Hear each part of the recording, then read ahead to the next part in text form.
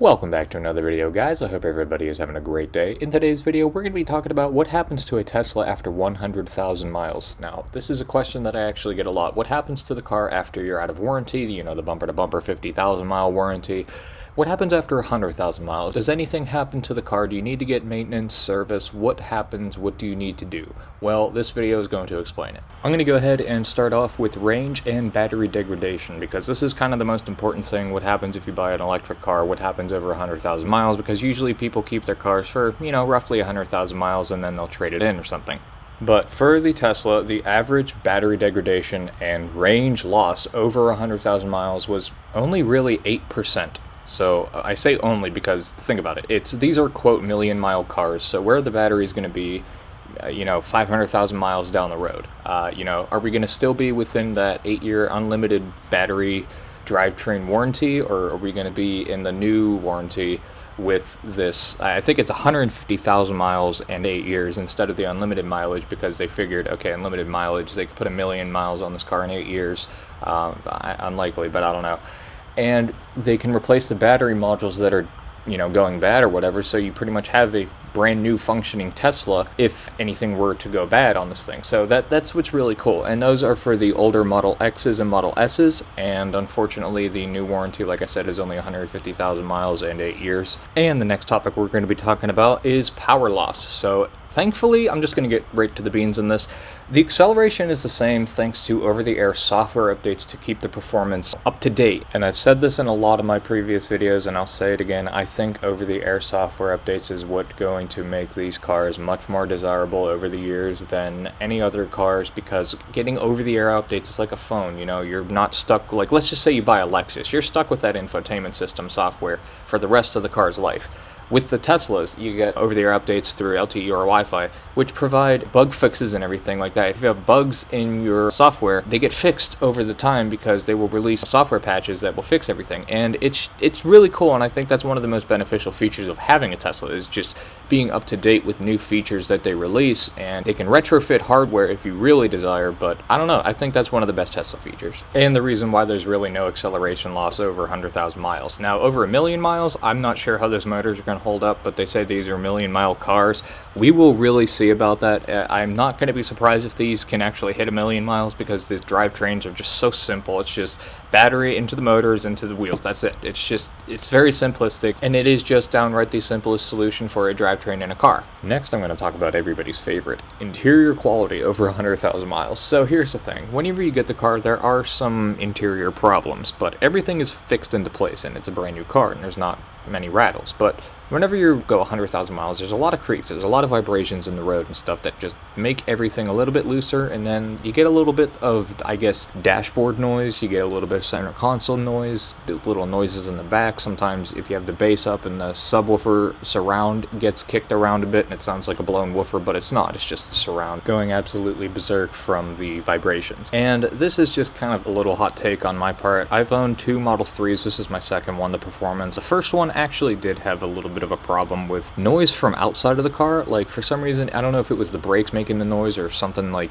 it just got caught somewhere, but there was this ticking noise in my previous Model 3 that I just don't know where it came from. Could have been the motor for all I know, but I had them check it out and they said it wasn't. So maybe they just got out of fixing it, I'm not sure, but that's something to keep in mind. And then there are a few people that told me that they had to get their passenger seat replaced after the controls stopped working, but they were under warranty and they fixed them for no cost, which was good, but it just kind of makes you wonder what happened to those passenger seats that I guess just wanted to stop working. Next, I'm going to go ahead and talk about the exterior. So as most of you know, Tesla paint is very soft, and unfortunately if you don't get the front of any Tesla clear broad, then it is going to be pretty much eaten up by stone chips, and it's just going to look kind of like you have bugs all over it, when in reality those are just a bunch of chips in your paint, because Tesla is too cheap to actually invest in some really good paint. At least it looks good for the duration of which you own it. You give it to the next guy, they're probably going to have to deal with some pretty scratched up Tesla paint, which is really difficult to fix after it's already been fixed once, and if you have to keep fixing paint, there's going to be no paint left. So yeah, that's kind of something to keep in mind with that. And there was, on my first Model 3, the back bumper, there was actually a little part where you could see, I don't have a video of it unfortunately, so it's hard to prove, but take my word for it. The bumper was just a little bit faded on one side, and it was a black car, so you could kind of notice. So it's unfortunate that I don't have that video, but my God, god, it was actually pretty noticeable, and some people actually pointed it out. They were like, hey, did you paint correct wrong? I was like, no, I didn't paint correct wrong. It was the paint. And I took it to Tesla, and they were like, yeah, it's the paint. But Elon Musk did make a tweet acknowledging the paint problems and that they were going to be really cracking down on their paint and sourcing it from, I guess, better suppliers and just doing a better overall job painting these cars, because back whenever they were painting these out in tents, people were getting pretty dissatisfied with their $80,000, $90,000, $100,000 Teslas that have a $2,000 paint job that is botched. And another really quick thing to mention about the front of these cars is they are just an absolute bug collector, as you can see, because there's no grill, there's nothing to go in, they can't hit the radiator or anything. It just kind of hits the front of the car along with all the other rocks and stuff if you don't protect it. Next up, let's go ahead and talk about maintenance and repairs, starting with brakes. So I'm just going to be right up front with you guys. 90% life after 100,000 miles with spirited driving for the Model 3. Now, for the Model S and the Model X, because they are way bigger, the Model S weighs like almost over 5,000 pounds, and I think the Model X weighs like 5,700 pounds or something. 85% on those brakes, and they are all Brembo brakes, so pretty damn good. But the reason you don't have to pay for brakes is because they don't fade, because you don't have to use them, because it has regenerative braking. All Teslas do.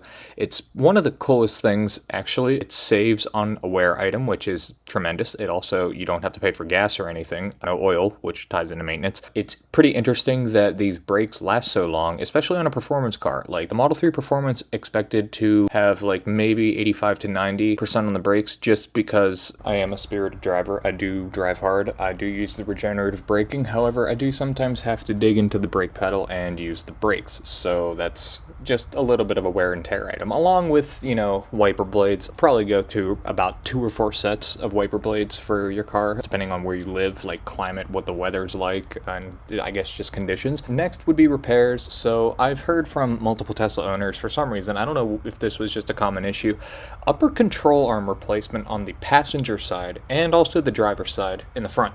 So I have no idea what the hell happened there, but they got them all replaced. It was still in warranty, thankfully. The seat got replaced in another person's car, but those are the only main issues that I've been hearing. No, I guess, major battery flaws or anything, and if there are, they're covered by a crazy warranty. So next we're going to go ahead and get into tires, because this is a pretty painful topic. It takes about 3 to 5 sets to hit 100,000 miles in a Tesla if you're a spirited driver such as myself. And going along with tires, you have to get your wheels aligned every once in a while, so probably 2 or 3 alignments within 100,000 miles just to keep, you know, erring on the side of caution. And another thing you should probably take into consideration here is the interior. So the interior screen, that is a very expensive piece of tech right there, and if it breaks, it's probably going to cost you about $2,500 for a Model S or Model X screen replacement, and probably $1,500 to $2,000 for the Model 3 screen replacement. So definitely not cheap. So all Tesla owners out there watching this, please take care of your screens, and any future Tesla owners, please take care of your screens, because my gosh, that is really expensive to replace if you happen to have a little mishap.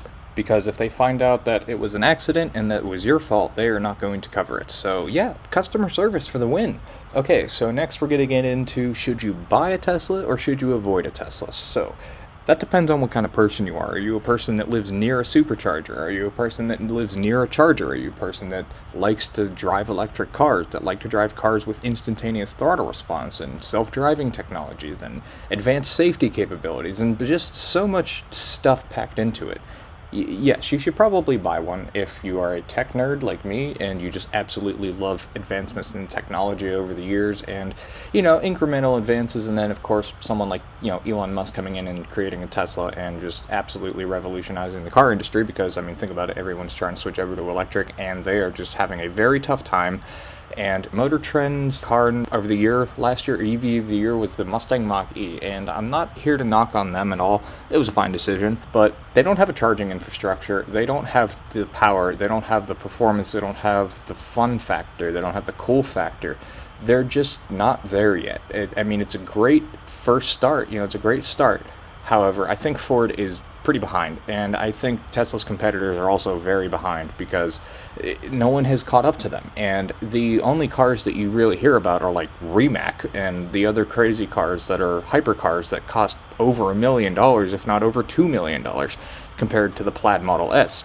But that's a family sedan, so you can just kind of buy that with 1,100 horsepower or 1,020 horsepower, whatever it has. it's a crazy amount of power, but I just think that if you're into fun driving and just cool pieces of technology that are just kind of toys for adults, then yes, go ahead and buy a Tesla, because this thing has just about every feature you would want. It's really cool. So yeah, bottom line, buy a Tesla, and if you can't afford one yet, just wait for the Model 2, which is coming out in probably the next 2 years or whatever, which is going to be $25,000 starting. And just like that, this video is over. I hope you guys enjoyed it, and if you guys have any questions, any at all, please feel free to comment them down in the comment section down below. Thank you guys for watching, and I will see you guys in the next video. Peace.